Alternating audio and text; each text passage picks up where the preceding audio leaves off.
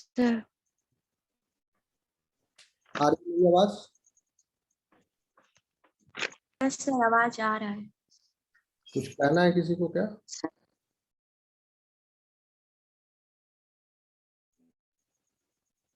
Hello hello, yes sir. आवाज आ रही है? हेलो। और प्रॉब्लम लग रहा है कुछ? यस सर आवाज आ रही है। आ रही है ना, चलो। कहाँ पर थे? क्यों कम एटीपी बनता है FADH2 से? इसका कारण यहीं पर है कि कॉम्प्लेक्स 1 रिकॉर्डिंग ऑन है। NADH से सर ऑन है। NADH जब तक वाटर के पास पहुंचा, NADH से निकल करके प्रोटॉन इलेक्ट्रॉन पेयर, तब तक में उस पूरे रास्ते में NADH ने के NADH तो NADH से तो फिर NAD प्लस वहीं रह गया, कॉम्प्लेक्स 1 के ही बाहर रह गया। NAD प्लस माइटोकॉन्ड्रियल मैट्रिक्स में ही रह गया। और इलेक्ट्रॉन घुस गया कहाँ? कॉम्प्लेक्स 1 के अंदर, और वो ट्रेवल करते हुए लास्ट में वाटर तक पहुंचा। इसीलिए चेन का नाम है इलेक्ट्रॉन ट्रांसफर चेन। तो ये मूव करते हुए पहुंचा तो NADH से जो इलेक्ट्रॉन निकला उसकी वजह से 10 प्रोटॉन पंप हो गए, लेकिन FADH2 से जब इलेक्ट्रॉन निकला पेयर तो कितने प्रोटॉन पंप होंगे बताइए? मैथमेटिक्स से हिसाब लगा। 6। कैसे बताइए? कॉम्प्लेक्स 3 पर 4 और कॉम्प्लेक्स 4 पर 2, 6। ठीक है, एकदम सही बोल। 6 प्रोटॉन पंप हो गए। ठीक है, अब समझ में आ गया अंतर कि वाई FAD। सर हाँ बोलो। थर्ड वाले प्रोसेस में सर एंटीमाइसिन नाम क्यों रखा गया? कहाँ पर लिखा हुआ? एंटीमाइसिन क्यों कहते हैं? थर्ड वाले सर प्रोसेस इसी प्रोसेस में सर नाम इलेक्ट्रॉन एंटीमाइसिन, और फोर्थ वाले में साइनाइड सर। वो तो इनहिबिटर है ना, ये कॉम्प्लेक्सेस के इनहिबिटर्स हैं, नाम नहीं रखे गए। These are the inhibitors for, जैसे जो कि ये एजेंट्स हैं, इंटरफेयर करते हैं ऑक्सीडेटिव फॉस्फोराइलेशन और फोटो फॉस्फोराइलेशन को भी। फोटो फॉस्फोराइलेशन होता है कहाँ पर? क्लोरोप्लास्ट के थाइलाकॉइड प्लास्टिड में। और ऑक्सीडेटिव फॉस्फोराइलेशन कहाँ हो रहा है? माइटोकॉन्ड्रिया में। दोनों फॉस्फोराइलेशन है। जो प्लांट में हो रहा है वो photo phosphorylation it is, and the energy is obtained from sunlight. Sunlight के एनर्जी को ऑब्टेन करके एटीपी का सिंथेसिस हो रहा है, इसलिए उसको फोटो फॉस्फोराइलेशन कहते हैं। और यहाँ पर माइटोकॉन्ड्रिया में, वैसे प्लांट के भी माइटोकॉन्ड्रिया में ऑक्सीडेटिव फॉस्फोराइलेशन हो रहा है, और एनिमल में पर्टिकुलरली सिर्फ ऑक्सीडेटिव फॉस्फोराइलेशन हो रहा है, यानी ऑक्सीडेशन हो रहा है। समझ रहे हो? ब्रेक डाउन हो रहा है, break down for the purpose of energy yielding. ठीक है, तो इस इलेक्ट्रॉन ट्रांसपोर्ट चेन में अगर कहीं भी बैरियर आ जाएगा, रुकावट आ जाएगी, then what will happen? The flow of electrons will stop, as a result of which ATP formation will stop, as a result of which mitochondrial ATP pool will be depleted, as a result of which the cell which is constantly needing these ATPs, that cell will die. And exactly what happens in the case of the neurons. So there is a list. अभी आपने myosin और ये सब cyanide का नाम लिया, then आपका cyanide जो है वह किसका है दुश्मन? साइटोक्रोम ऑक्सीडेज का। ठीक, साइटोक्रोम ऑक्सीडेज क्या करता है? साइटोक्रोम C को प्रोड्यूस करता है। कार्बन मोनोऑक्साइड भी यही काम करता है, ये भी इनहिबिट करता है साइटोक्रोम ऑक्सीडेज को। ठीक, और भी बहुत सारे हैं। एंटीमाइसिन है, एंटीमाइसिन जो है वो ब्लॉक करता है इलेक्ट्रॉन ट्रांसफर जो है वो साइटोक्रोम बी से साइटोक्रोम सी के बीच में।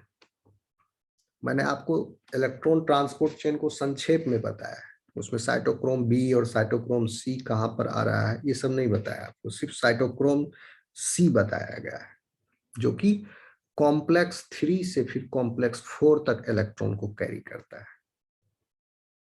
ओके, इसमें और भी है रोटिनॉन, एमाइटल, ये सब। एटीपी सिंथेज का भी इनहिबिटर है। ठीक है, अलग अलग उसके सब यूनिट्स जो हैं उनके इनहिबिटर्स हैं। F1 का अलग इनहिबिटर है, F0 का अलग इनहिबिटर है। ओके, तो अभी जो नाम लिया ये these are the inhibitors for electron transport chain. Last में ग्लाइकोमाइसिन है सर, लास्ट में एटीपी सिंथेसिस। ठीक, ओलिगोमाइसिन भी है। ये बैक्टीरियल F1 F0 सिंथेज का इनहिबिटर है ओलिगोमाइसिन।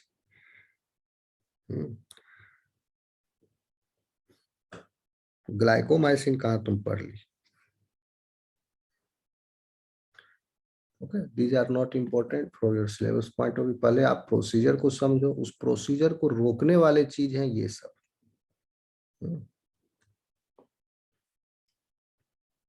ठीक है, आगे चलें।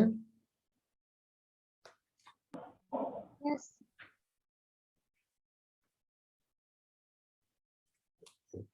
फिर उसके बाद हम क्या पढ़ना चाहते हैं? अब आपने स्टेज 3, स्टेज 2, स्टेज 1 समझ लिया। अब स्टेज 1 को हमको डिटेल में पढ़ना है।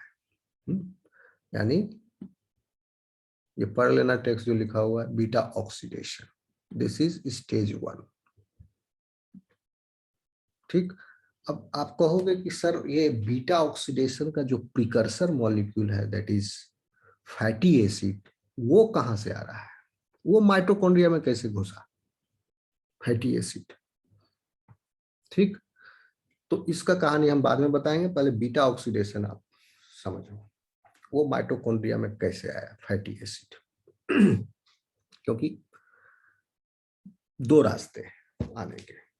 एक तो आपने जो डाइटरी इंटेक लिया फूड का, उसमें जो फैट है that fat will be absorbed in your intestinal mucosa.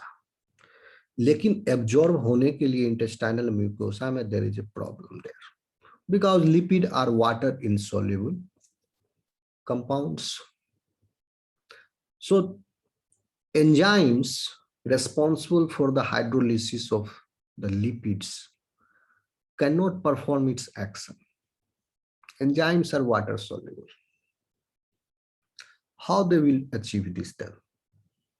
What it does, body liver synthesizes bile salts. Bile salts are stored in the gallbladder, and from the gallbladder bile salts are released in a timely fashion whenever you take the meal. When the meal reaches the intestine, then bile salts it is released from the gallbladder, which is actually gallbladder is storage house. From there it is. What bile salt does? Bile salts are also lipids basically.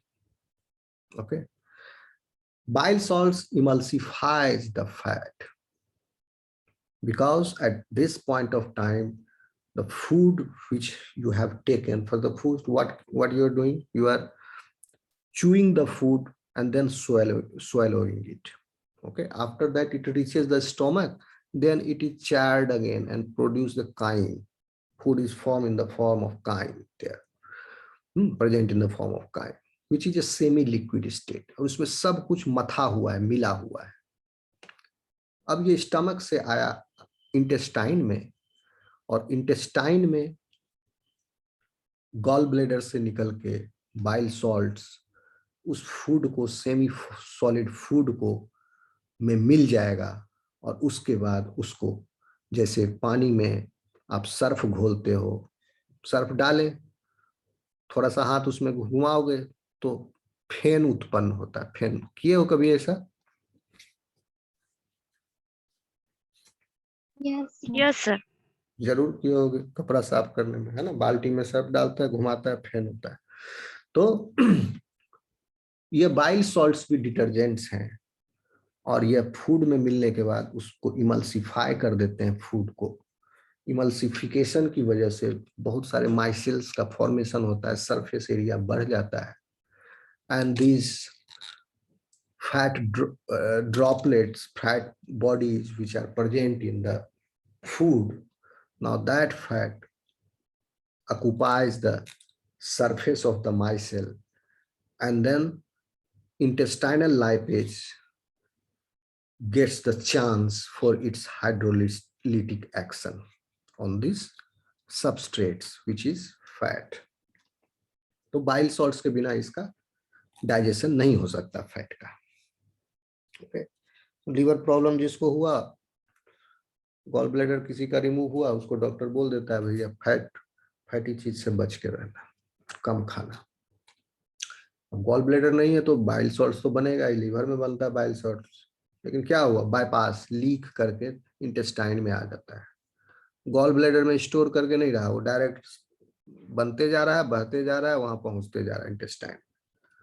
Okay, इसलिए बोलता है कि पेट को खाली मत रखिएगा, थोड़ा थोड़ा कुछ कुछ खाते रहिएगा, ताकि बाइल सॉल्ट्स अकेला इंटेस्टाइन में मौजूद ना रहे।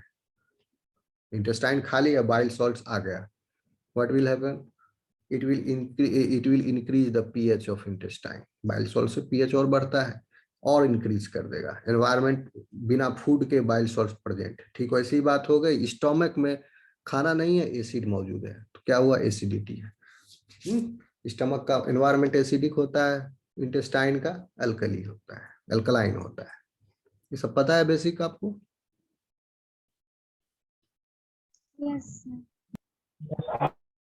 ठीक, तो अब क्या करेगा, बाइल इमल्सिफाई कर दिया। अब लाइपेजेज, और लाइपेजेज जो है वो लिपिड्स को ब्रेक करते हैं, ऐसे एंजाइम्स, उनको लाइपेजेज कहते हैं। लेकिन एक ही तरह का कोई लाइपेज नहीं है, लाइपेज बहुत तरह के होते हैं। जो इंटेस्टाइनल ल्यूमन में लाइपेज है, जो कि पैंक्रियाज से आ रहा है, और intestinal, that lipases are called intestinal lipases. वह जो है अब फैट को ब्रेक डाउन कर देगा इन ग्लिसरॉल्स एंड फैटी एसिड्स में, या मोनोएसाइल ग्लिसरॉल्स में।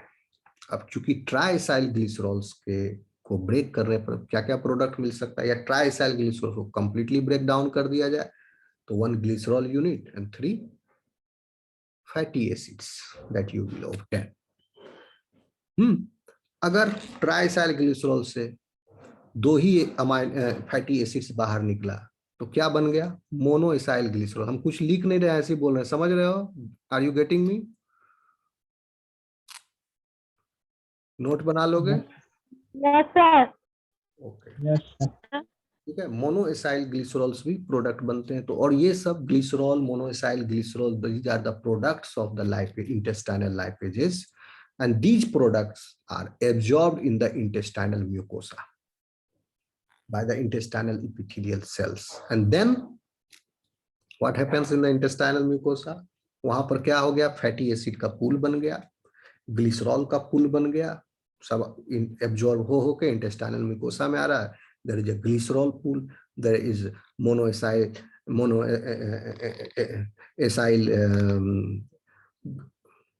ट्राइएसाइल ग्लिसरॉल, मोनोएसाइल ग्लिसरॉल का पूल, ट्राइएसाइल ग्लिसरॉल की संभावना नहीं, क्योंकि ट्राइएसाइल ग्लिसरॉल लैपेजेस इंटेस्टाइन में तोड़ दिया, उसको तोड़ के मोनोएसाइल ग्लिसरॉल, फ्री फैटी एसिड्स और आपके ग्लिसरॉल्स, ये सब में तब्दील कर दिया, और वो सब एब्जॉर्ब होकर के आगे आपके इंटेस्टाइनल म्यूकोसा में, एपिथेलियल सेल्स में, and there in the cytoplasm of the intestinal mucosa synthesis of triglyceride takes place from the glycerol which is obtained, क्योंकि ट्राइग्लिसराइड ग्लिसरॉल का एब्जॉर्प्शन नहीं हो सकता, उसको पहले लाइपेज तोड़ा इंटेस्टाइन में, लाइपेज के तोड़ने के बाद अब ट्राइएसाइल ग्लिसरॉल फिर इंटेस्टाइनल म्यूकोसा में बनेगा फ्रॉम इट्स प्रिकर्सर। तो अब जो ट्राइएसाइल ग्लिसरॉल इंटेस्टाइनल म्यूकोसा में बनेगा वो भिन्न तरह के बनेंगे।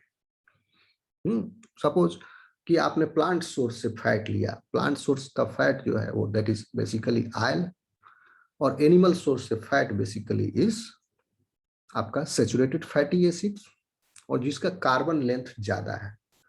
तो आपको पिछले क्लास में याद होगा कि मैंने ब्यूटारिक एसिड बताया था जो कि पाया जाता है बटर में,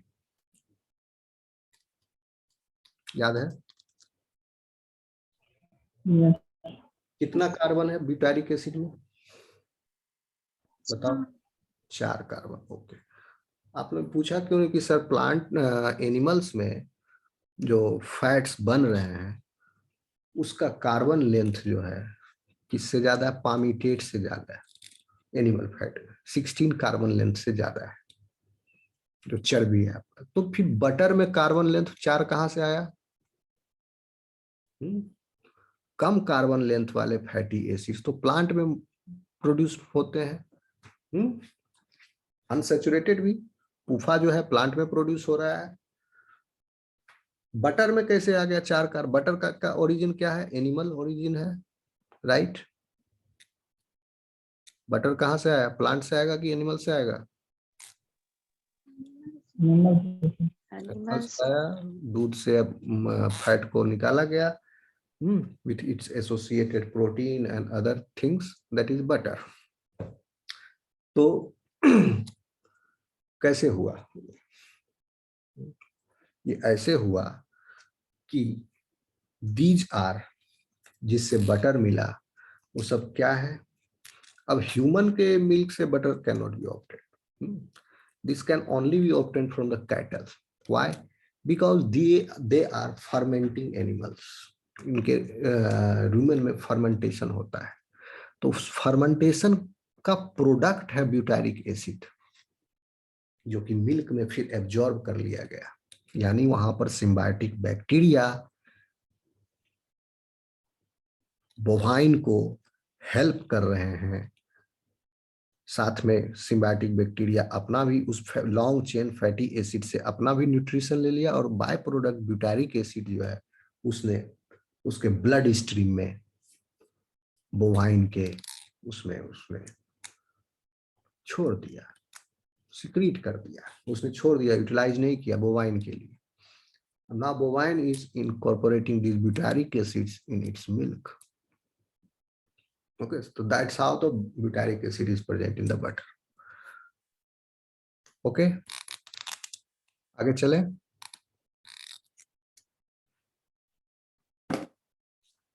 इतना समझ में आया? Bovine cattle sir. Yes, cow bovine, bovine मतलब हो गया काउ, बफेलो, ओके, याक, जिससे हम दूध लेते हैं, कंज्यूम करते हैं। बकरी नहीं आएगा बोवाइन में, ठीक? ये सब बोवाइन एनिमल्स है। अब सर बकरी क्यों नहीं सर? बकरी है डिफरेंट हर्बीवोर्स में आता है, डिफरेंट ऑर्डर है। ओके, क्लास काऊ भी तो हर्बीवोर है सर। हम अभी क्लासिफिकेशन की बात कर रहे हैं, ठीक? प्राइमेट ऑर्डर का, सॉरी, प्राइमेट क्या है आपका? मैमल का। प्राइमेट्स आर नो, प्राइमेट्स तो आपका ये हो गया, हम लोग हो गए ना। मैमल्स को अगर देखो क्लासिफिकेशन करोगे तो उसमें आपका मैमल्स में डकलिंग एनिमल्स हो गया, एलोथीरिया और थीरिया। थीरिया फिर इंफ्रा क्लास हो गया आपका मेटाथीरिया, यूथीरिया, नहीं पहले है प्रोटोथीरिया, बोल रहे। प्रोटो मैमल्स का हो गया, मैमल इज इटसेल्फ है क्लास, इस क्लास का सब क्लास हो गया थीरिया, और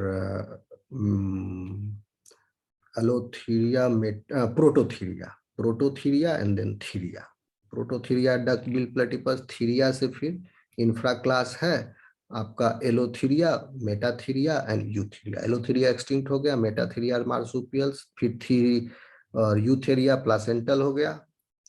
यूथेरिया प्लासेंटल एनिमल्स के देयर आर सेवरल ऑर्डर्स, बहुत सारे ऑर्डर्स हैं, 26 हैं। कोई बुक 28 लिखता है, कोई 26 लिखता है, कोई 18 लिखता है। तो उसी में हर्बीवोर्स, कार्निवोरा, फिर एलिफेंट का ऑर्डर, सबका नाम अलग अलग है, भूल रहा हूं मैं, प्राइमेट, ये सब है। और फिर उसके इन ऑर्डर का फिर सब ऑर्डर। ओके, तो ये बोवाइन है। और इवन आप हॉर्स को भी बोवाइन में नहीं गिन सकते हो, डंकी भी बोवाइन नहीं है। बोवाइन है जो जिसमें कुछ और अदर कैरेक्टरिस्टिक्स भी हैं।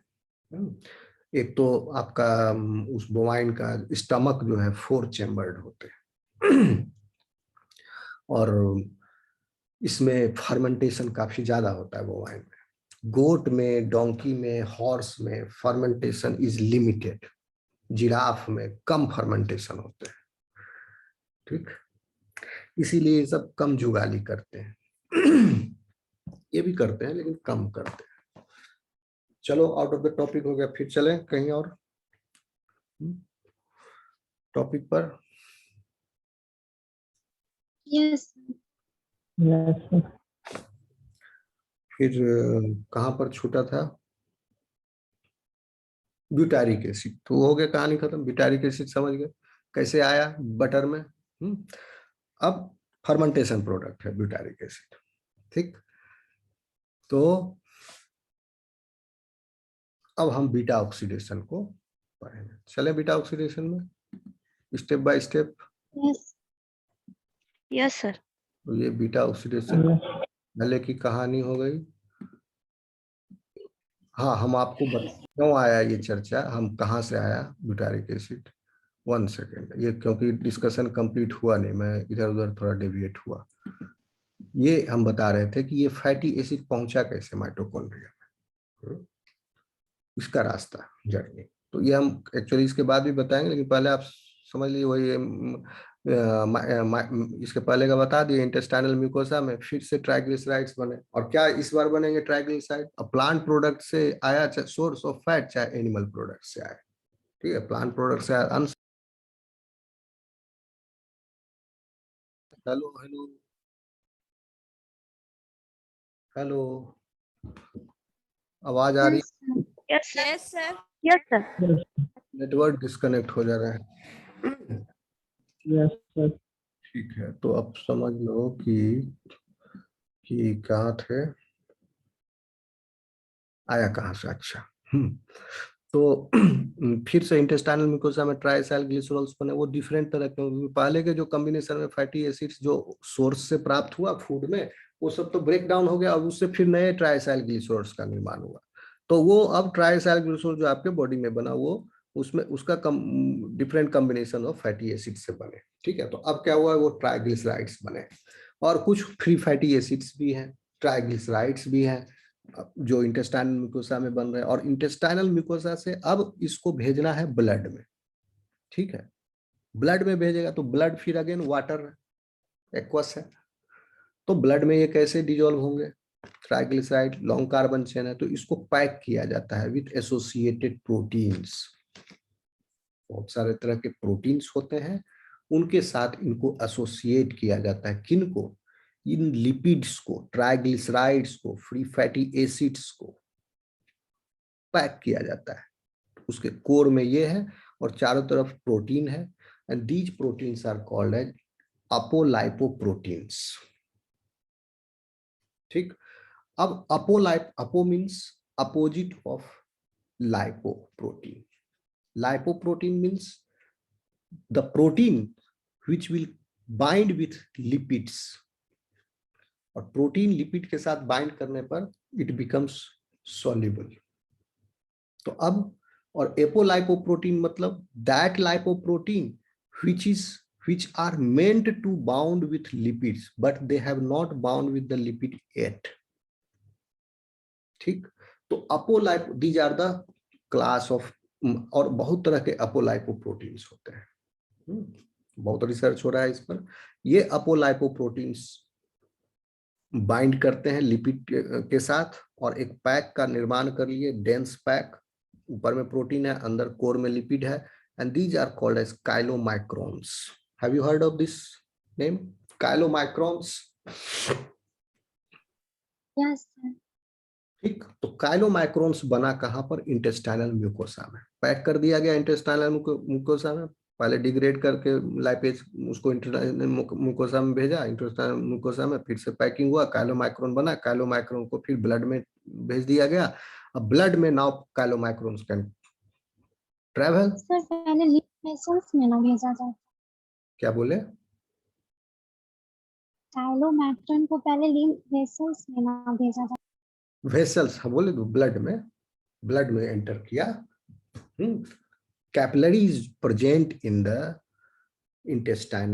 intestine, that capillaries receive these chylomicrons and then it enters the blood, chylomicron।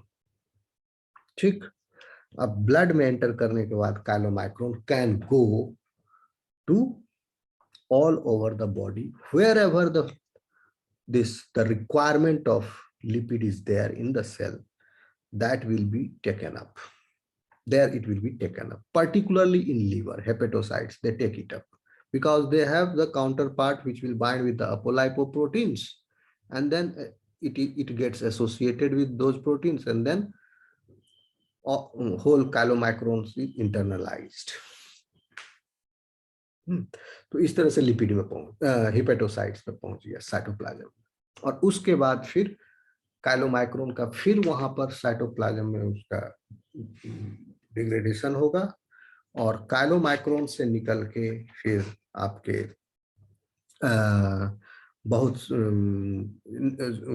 Chylomicron का हेपेटोसाइट, यहाँ पर एक जगह मिस्टेक कर रहा हूं मैं, हेपेटोसाइट में जाने से पहले chylomicron not in the blood stream, जो कि एक कंफ्यूजन हो रहा है। इंटेस्टाइनल म्यूकोसा में काइलोमाइक्रोन बना, ये ठीक है, चलिए। यहाँ पर काइलोमाइक्रोन्स में ट्राइएसाइल ग्लिसरॉल्स इनकॉर्पोरेटेड है, कोलेस्ट्रॉल भी है, इस समय एपोलाइपोप्रोटीन के साथ ये पैक्ड है और काइलोमाइक्रोन्स मूव कर रहे हैं। इसके बाद इंटेस्टाइनल म्यूकोसा से ये काइलोमाइक्रोन्स एंटर करते हैं लिम्फेटिक सिस्टम में, फिर लिम्फेटिक सिस्टम से ब्लड स्ट्रीम में जाते हैं, फिर उसके बाद टिश्यू में, ठीक है। लेकिन टिश्यू में जाने से पहले जब यह ब्लड स्ट्रीम में है तब, यानी लिम्फेटिक सिस्टम से ब्लड स्ट्रीम में पहुंचने के बाद, अब दूसरा लाइपेज है वो एक्शन में आता है। पहला लाइपेज था intestinal lipase. Now this type of lipase is called as lipoprotein lipase, and this is present in the capillary endothelial wall of these capillaries. This enzyme, lipoprotein lipase, is attached to the wall of these small vessels which are capillaries. What it does there, lipoprotein lipase, first it is present in an inactive form, unless in that body there is a presence of a particular type of apolipoprotein which is called as ApoC2. If that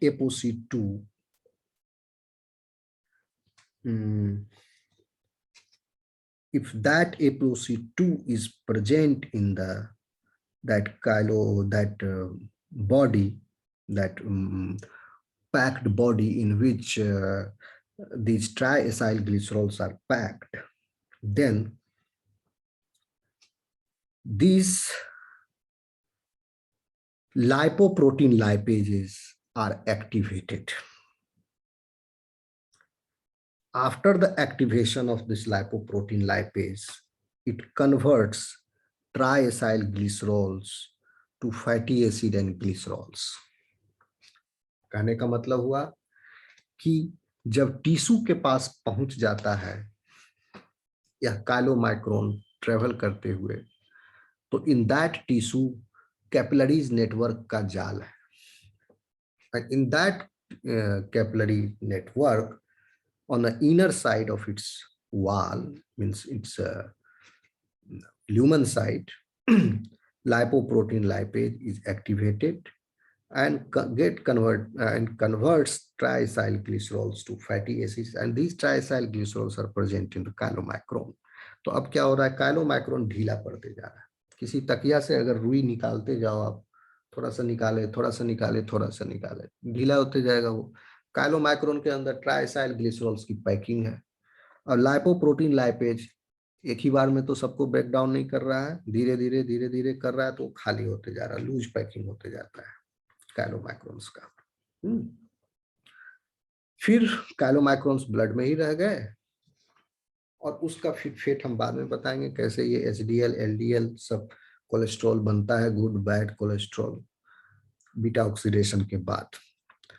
और lipoprotein lipase जो break down करके fatty acid और glycerol बनाया, that fatty acid and glycerol will be taken up by the cell present in that tissue in that local region, जहां पर chylomicrons travel करके पहुंचा, और उस लोकल रीजन में लाइपोप्रोटीन लाइपेज उसको काइलोमाइक्रोन के कॉन्स्टिट्यूएंट ट्राइएसाइल ग्लिसरॉल्स को ब्रेक डाउन कर रहा है, और break down product is absorbed, is diffused into the cells nearby.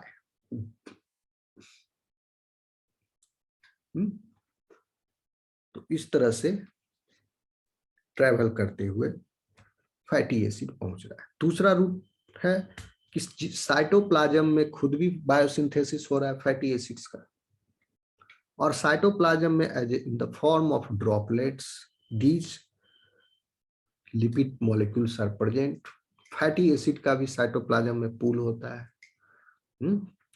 तो वहां से भी डायरेक्ट ये माइटोकॉन्ड्रिया में जा सकता है। ओके, चले आगे बीटा ऑक्सीडेशन में। यस सर, तो यहाँ एटीपी का जरूरत तो नहीं पड़ेगा साइटोप्लाज्म से माइटोकॉन्ड्रिया में लाएंगे तो? आई डोंट थिंक सो, थोड़ा कंफ्यूज हुए, आई विल क्लियर दिस। ये शायद फ्री है,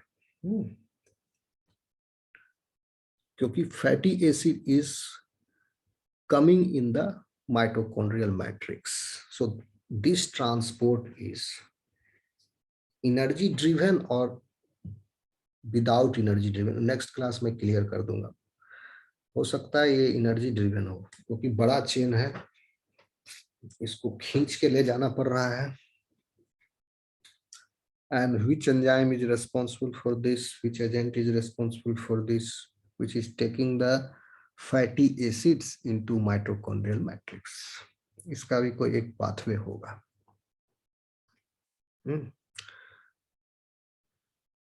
Yes, there is a pathway, and this pathway fatty acid enter into mitochondria via acyl carnitine और कार्निटीन ट्रांसपोर्टर। ठीक है, carnitine is present in the outer mitochondrial membrane. ठीक, and carnitine transporter is present in the inner mitochondrial membrane. Okay, what happens first is fatty acid charged with acetyl coenzyme A. Suppose if you take palmitate coenzyme A, ले लो, then palmitate coenzyme A will interact with this carnitine, and the enzyme responsible for this is carnitine acyl transferase 1. That enzyme is present in outer mitochondrial membrane, and there this fatty acid charged with coenzyme A transfers its fatty acid group to carnitine molecule, and in this reaction coenzyme A leaves, and this reaction is catalyzed by carnitine acyl transferase 1. ठीक, यानी carnitine मौजूद होता है outer mitochondrial membrane में, carnitine add किया किस जुड़ गया fatty acid acyl coenzyme fatty acid coenzyme A के साथ, जिस ऐड करने के साथ कंबाइन किया, in the presence of carnitine acyl transferase enzyme, जिसकी वजह से कोएंजाइम में निकल गया और fatty acid is transferred to carnitine now. Now this carnitine is associated with carnitine acyl transferase enzyme, and from here this carnitine charged with this fatty acid is taken up by the carnitine transporter protein, which is present in the inner mitochondrial membrane, and there carnitine associated with the fatty acid, again उल्टा reaction होता है उसका, फिर coenzyme A bind करता है ये carnitine associated with fatty acids के साथ, तो फिर प्रोड्यूस हो गया क्या, fatty acid charge with coenzyme A, और कार्निटीन फ्री हो गया. एंजाइम का नाम है कार्निटीन एसाइल ट्रांसफेरेज 2. तो आउटर में कहने का मतलब ओवरऑल हो गया, आउटर माइटोकॉन्ड्रियल मेम्ब्रेन में है carnitine acyl transferase 1, inner mitochondrial membrane में है carnitine acyl transferase 2 enzyme, and this enzyme is associated with the carnitine transporter there in the inner mitochondrial membrane. और ये सिस्टम की वजह से कार्निटीन का फैटी एसिड्स का ट्रांसपोर्ट हो रहा है without expenditure of any energy, free में हो रहा है. ओके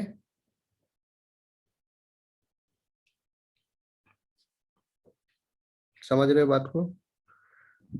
यस यानी फैटी एसिड जो कोएंजाइम ए से चार्ज्ड है, माइटोकॉन्ड्रिया के बाहर भी वो चार्ज है, मेम्ब्रेन आउटर माइटोकॉन्ड्रियल मेम्ब्रेन के बाहर भी fatty acid is charge with coenzyme A, और माइटोकॉन्ड्रिया के अंदर घुसने मैट्रिक्स में पहुंचने पर भी वो फैटी एसिड जो है कोएंजाइम ए के साथ वहां भी चार्ज है. ये बीच में जो रास्ता गया जिसमें वो माइटोकॉन्ड्रिया के में घुसा, इनर माइटोकॉन्ड्रियल स्पेस को, इनर मेम्ब्रेन स्पेस को ट्रैवर्स किया, इस रास्ते के दौरान कहां से कहां तक गया fatty acid, outer mitochondrial membrane को ट्रैवर्स किया, फिर इनर मेम्ब्रेन स्पेस को ट्रैवर्स किया, इनर माइटोकॉन्ड्रियल मेम्ब्रेन को ट्रैवर्स किया. इस जर्नी के दौरान यह फैटी एसिड जो है वो कार्निटीन के साथ बाउंड है. पहले तो कार्निटीन टेकअप किया, कार्निटीन एसाइल ट्रांसफेरेज से, फिर उसके बाद ट्रांसपोर्टर ले लिया carnitine acyl transferase 2 system inner mitochondrial membrane में, फिर उसको ब्रेक करके कोएंजाइम के साथ जोड़ दिया. तो without expenditure of any energy taking place. Correct? Yes इतना समझ में आया? अभी देखो less than 1 minute is remaining. I think आप लोग को नींद तो नहीं आ रही है? No sir. No, sir. इसके बाद हम यहाँ पर एंड करके नेक्स्ट में फ्रेश स्टार्ट कर देंगे बीटा ऑक्सीजन. ठीक है चलो अभी मैं एंड कर रहा हूँ, फिर से ज्वाइन करना. ओके